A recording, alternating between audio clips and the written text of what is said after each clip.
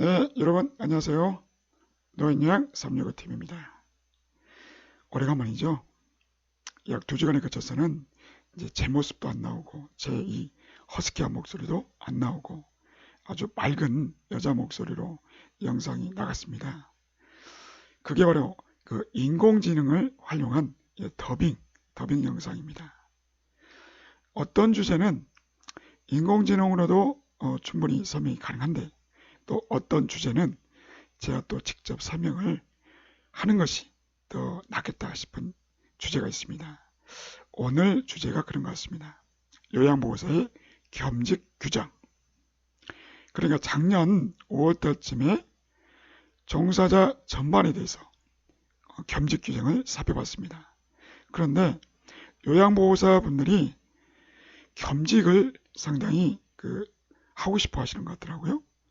뭐 여러 가지 이유가 있겠죠. 그래서 겸직에 대해서 많이들 여쭤보셨습니다.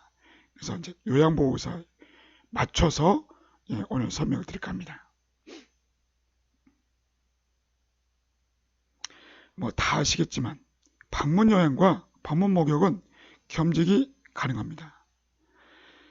그러니까 뭐 동일한 기관에서 일을 하든, 아니면 이제 다른 기관에서 이렇게 이제 양다리로 걸쳐서 일을 하든 상관이 없습니다. 그러니까 뭐 대표자가 동일하건 아니건 상관이 없다. 이건 다 알고 계실 겁니다. 그렇죠?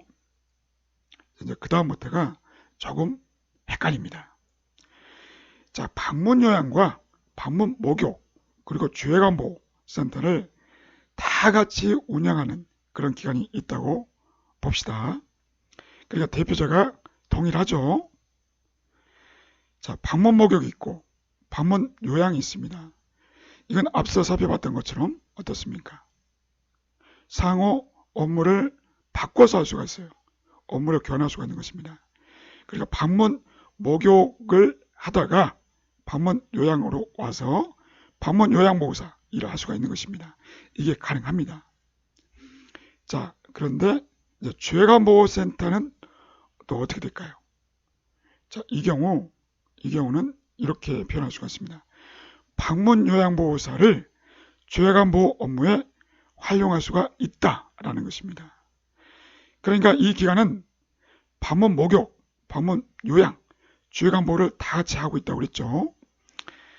그런데 이 주해관보호센터의 요양보호사는 바로 전임으로 규정이 되었습니다. 그러니까 움직이지는 못하는 거죠. 그렇지만 주해관보호센터의 업무가 좀 많다. 그래서 방문요양보호사를 좀 투입하고 싶다. 그렇다고 한다면 그것은 가능하다는 것이죠. 다시 한번 설명드리면 주해관보호센터에 있는 요양보호사는 방문요양 업무를 보기는 어렵습니다. 왜냐? 전임으로 묶여있기 때문에. 그렇지만 방문요양보호사는 좀 자유로워요. 그래서 주해관보호센터 업무가 바쁠 때 가서 도와줄 수가 있다. 활용이 가능하다. 라는 소리입니다. 이해가 되셨죠? 그렇다면 주해관보호와 단기보호를 같이 운영하는 그런 시설, 글쎄요, 많지는 않지만 간혹 있어요. 그러니까 대표가 홍길동, 여기도 홍길동 똑같죠? 대표자가 똑같은 이야기는 두 개를 다 운영하고 있다는 이야기입니다. 자, 이 경우에는 대표자가 동일함으로 겸직이 가능합니다. 요양보호사는. 그러니까 이쪽에도 갈 수 있고 저쪽에도 갈 수가 있다라는 이야기입니다. 그러니까 상호 공동 활용이 가능하다. 그 소리입니다. 그렇지만 조건이 하나 더 붙죠. 주해관보호 및 단기보호의 요양보호사 채용 기준, 그러니까 채용수를 맞춘 상태에서 서로가 왔다 갔다 할 수가 있다. 그렇다면 그 채용 기준은 어떻게 될까요? 한번 볼까요? 여기 나왔습니다. 주해관보호는 이용자가 7명일 때 1명의 요양보호사를 반드시 채용을 해야 됩니다. 단기보호는 어떻습니까? 이용자가 4명이 되면 1명의 요양보호사를 반드시 채용을 해야 됩니다. 그러니까 이 기준을 맞추어서 채용한 상태에서 서로 공동으로 활용이 가능하다라고 하는 이야기입니다. 그러니까 주요관보호 요양보호사가 이제 단기보호로 옮겨가면 단기보호 요양보호사는 주요관보호 요양보호사로 넘어가야겠죠. 그러니까 뭔가 좀 적성이라든가 뭔가 좀 이렇게 맞는 그 종사자를 배치를 할 수가 있는 것입니다. 서로 이제 교환할 수가 있는 것이죠. 자, 그리고 또 하나가 주요관보호센터는 약간 까다롭습니다. 왜냐하면 주요관보호센터 업무는 보통 몇 시부터 몇 시까지 하죠? 빠르면은 아침 8시부터 가능합니다. 늦게까지 한다면 10시까지도 가능하죠. 그렇지만 평균적으로 아침 9시부터 보통 저녁 6시 그 정도에 보통 끝납니다. 주요관보호센터는. 그러니까 거기에서 일하고 있는 사회복지사나 간호조무사나 물리치료사, 자, 이런 사람들은 아침 9시에 출근해서 저녁 6시에 보통 퇴근하겠죠. 그렇다면 요양보호사는 어떨까요? 요양보호사도 마찬가지입니다. 마찬가지예요. 그러니까 요양보호사도 아침 9시에 출근해서 저녁 6시에 보통 퇴근합니다. 그러니까 앞서 살펴봤던 이용자 7명당 요양보호사 1명을 꼭 배치해야 된다고 했죠. 그러니까 이 요양보호사는 반드시 그 시간만큼 일을 하고 있어야 됩니다. 이해되셨죠?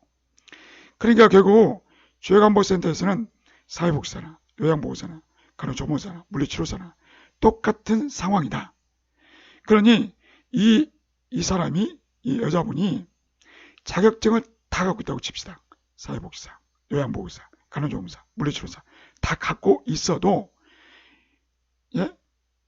하나밖에는 못해요. 그러니까 뭐 오전에는 사회복지사로 일하다가 오후에는 요양보호사로 일하고 이런 것들이 불가능하다는 것입니다. 그러니까 처음 정해진 사회복지사 업무를 맡기로 했으면 그 업무만 해야 돼요. 이 사람은 요양보호사로 맡기로 했으니 이거밖에는 못합니다. 다른 업무를 하면 안 돼요. 이분은 간호조무사, 이분은 물리치료사. 그러니까 각각의 맡겨진 업무 외에는 다른 업무를 해서는 안 된다.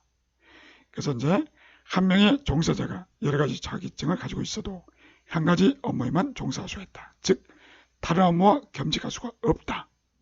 예를 들어 간호조무사에게 요양보호사 일을 시킬 수가 없듯이 요양보호사에게 간호조무사 역할을 맡겨서는 안 된다. 라는 소리입니다. 이해가 되셨죠? 자, 그렇다면 이런 경우도 있을 겁니다. 그러니까 요양원이 있어요. 요양원 안에다가 재가센터를 차린 경우가 많아요. 자, 이제 이 건물도 마찬가지입니다. 여기도 요양원이고 1층에 주요관보호센터하고 뭐 기타 등등 재가 서비스를 제공하고 있습니다. 자, 이럴 때 이제 요양보호사, 이쪽에 요양원에서도 일하고 있는 요양보호사 있을 것이고 또 이제 뭡니까 방문요양에서 일하시는 요양보호사 있겠죠. 자, 이런 경우 어떻게 할까요? 이런 경우도 바로 겸직이 가능합니다. 대표자가 같다면, 그러니까 대표자 홍길동, 이쪽도 홍길동이죠. 같다면 겸직이 가능해요. 그렇지만 조건이 붙습니다. 뭐냐면 이 요양원에서 일하고 있는 그 요양보호사들의 숫자가 기준을 초과해야 됩니다. 그러니까 요양보호사 수가 부족한 상황에서 그 요양보호사들이 방문요양 업무를 볼 수가 없다는 소리입니다. 너무 당연한 이야기죠. 이쪽 요양원 업무 보기도 바쁜데 어떻게 방문요양 업무를 볼 수가 있겠습니까? 그러므로 이 요양원에서 근무하고 있는 요양보호사들은 일단 그 기준을 초과해서 채용이 된 상태에서만 방문요양 서비스를 할 수가 있다는 것입니다. 그렇다면 그 기준이 어떻게 될까요? 보십시오. 노인요양시설 30명 이상, 30명 미만 이렇게 구분되죠. 그러니까 요양시설은 입소자가 2.5명당 한 명의 요양보호사를 채용하게끔 되어 있습니다. 노인요양 공동생활과정은 입소자 3명당 1명. 이건 기본적으로 알고 계실 겁니다. 하여튼 이런 기준에 맞춘 상태에서 남아도는 요양보호사 있다. 그렇다면 그 요양보호사는 방문요양 업무를 맡길 수가 있다. 그 소리입니다. 어떻게 생각하면 너무나 상식적이고 당연한 이야기죠. 네. 자, 또 이런 또 의문이 들 수가 있습니다. 가족요양 하시는 분들이 계세요. 근데 가족요양은 하루에 많이 해봐야 90분입니다. 그러니까 솔직히 소득이 많지 않죠. 그래서 가족요양 하는 시간 외에 일반 방문요양도 해보고 싶다. 이제 그런 분들이 계신다는 거예요. 이처럼 가족요양을 하면서 일반 방문요양 이게 가능할까요? 어떨 것 같습니까? 자, 이 경우에는요. 일반 방문요양이 월 60시간이 미달된다. 예? 그렇다면 가능합니다. 그렇지만 월 60시간이 넘어버리면 안 됩니다. 예, 그러니까 월 60시간이 되느냐 안 되느냐 따라서 가능할 수도 있고 불가능할 수도 있다. 자, 왜 그럴까요? 이 가족 요양을 하면서 방문 요양이 가족 요양 업무를 침해하거나 방해할 수가 있을 수 있지 않습니까? 그런데 그 한도가 바로 월 60시간이라고 하는 것입니다. 그 이상이 되면 안 된다는 것이죠. 그래서 가족 요양을 하면서 방문 요양을 월 60시간을 이상으로 했을 때, 초과할 때, 그때는 어떻게 되느냐? 가족 요양 서비스 비용은 환수됩니다. 그러니까 기껏 열심히 일해놓고서 돈을 토해내야 됩니다. 환수를 당합니다. 그래서 하시더라도 반드시 월 60시간이 되지 않도록 주의하실 필요가 있다라고 하는 것입니다. 이제 그 내용이 바로 이제 여기 나와 있습니다. 장기요양급여 제공 기준 및 급여 비용 산정 방법 등에 관한 고시에 나와 있습니다.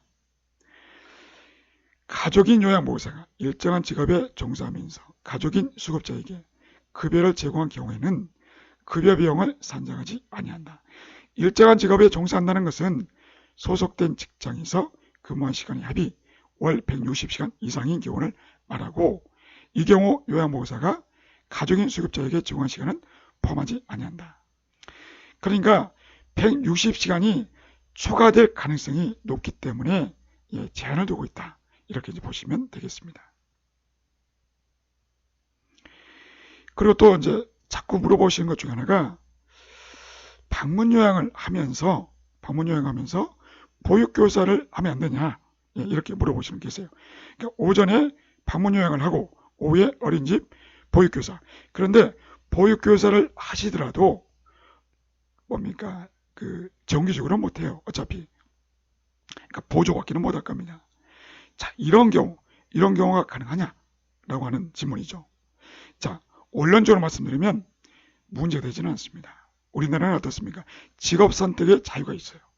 예? 그러니까 두 가지라든 세 가지라든 그건 상관이 없다. 노동관계법에서도 그건 문제시하지 않습니다. 그렇지만 뭐가 문제냐? 바로 해당 기관에서 싫어한다는 것이죠. 그러니까 어린이집에서도 별로 좋아하지 않고 방문요양기관에서도 별로 좋아하지 않는다. 예. 그러니까 양쪽 기관의 취업규칙 그리고 근로계약서 거기에 만약에 겸직을 허용하겠다, 그런 내용이 있는지를 확인하셔야 됩니다.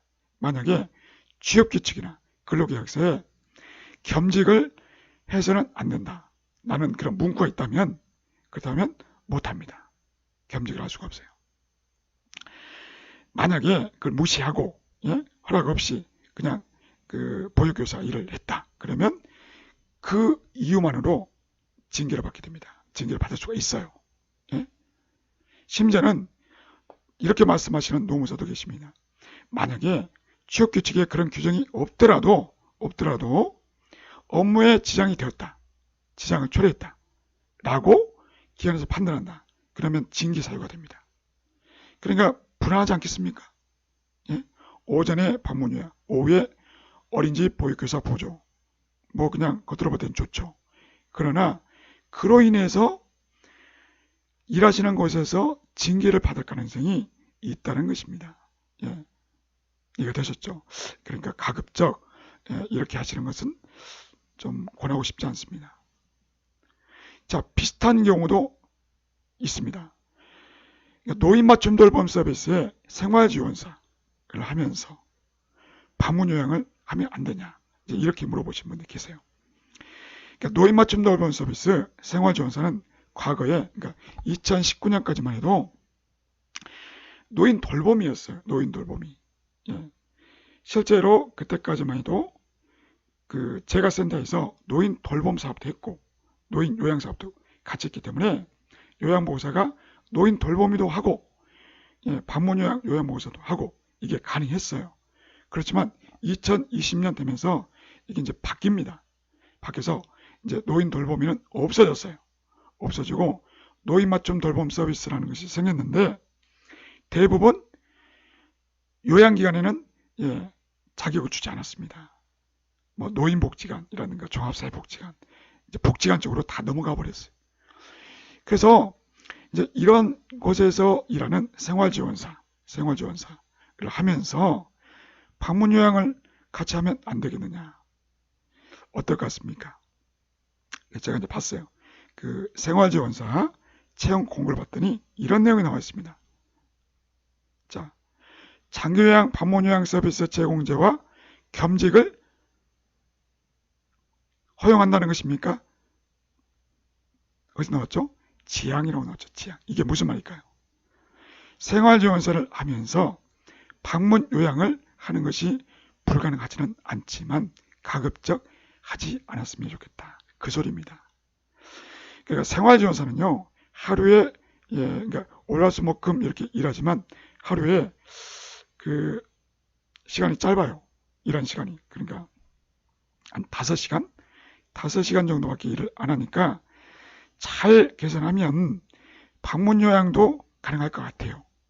사실 뭐 못할 것도 없죠. 그런데 문제는 뭐냐? 이 생활지원사를 관리하는 그 기관에서 비록 좋아하지 않는다는 것입니다. 좋아하지 않아요. 그러니까 기관 측에서 허용해 준다면 가능성이 없지는 않지만 대부분 노인 맞춤 돌봄 서비스 기관과 방문 요양 기관들이 상호 겸직을 선호하지 않는다. 그 소리입니다. 그러니까 면접을 보는데 혹시나 방문 요양 일도 같이 할 생각이 있습니까? 이렇게 이제 면접관이 물어봤어요. 그런데 그럴 생각이 없는데요? 라고 그렇게 거짓말을 해놓고서 막상 이제 채용이 된다면 그 일을 한다. 그럼 바로 징계 당합니다. 잘릴 수가 있어요. 허위 준술이 있으니까, 거짓말 했으니까. 또는 면접관에게 솔직히 얘기했다고 칩시다. 저는 하고 싶습니다. 방문 요양도 하면서 생활지원사 일을 하고 싶습니다. 라고 솔직히 말을 한다면 어떻게 될까요? 거짓말을 하지 않았지만 그 기관에서 뽑아줄 가능성이 별로 없습니다. 그러니까 결국 겸직을 별로 좋아하지 않아요. 아무튼 이런 것들은 이제 그 종사자 입장에서는 불리하긴 하지만 어떤 이제 현실을 알고 계셔야 되니까 말씀을 드렸습니다. 자, 이렇게 해서 오늘은 종사자들의 그 겸직 전반을 살펴보는 것이 아니라 요양보호사들의 겸직에 대해서만 살펴봤습니다. 그래서 이제 요양보호사분들이 이 영상 보시면서 의사결정할 때 도움이 되셨으면 좋겠고 또 마찬가지로 장기 요양기관들에 대해서도 이런 내용들을 알고 계시면 좋을 것 같습니다. 감사합니다.